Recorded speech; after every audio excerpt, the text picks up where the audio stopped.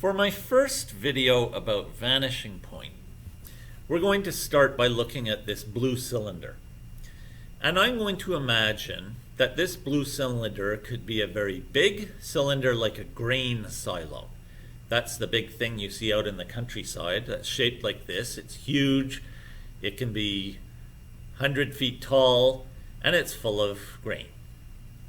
Or this blue cylinder could be a garbage can, the type of garbage can that's sitting on a street corner outside of a building for people to throw their trash into.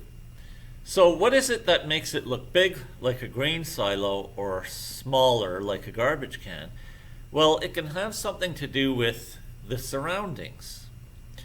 Let's look at a city street scene.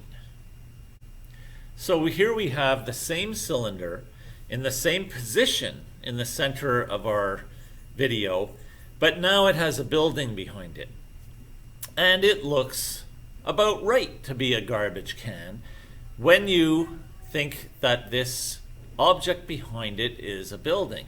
But the way this has been drawn is that there are two vanishing points in this drawing. One of them is about here, and the other one is about there.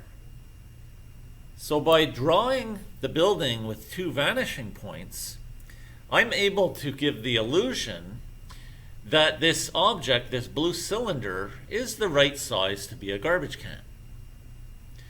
But what about a scene that shows a grain silo?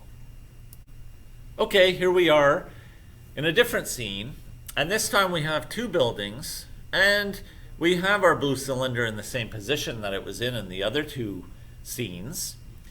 But now it looks like it could be a very big object like a grain silo because it looks far away.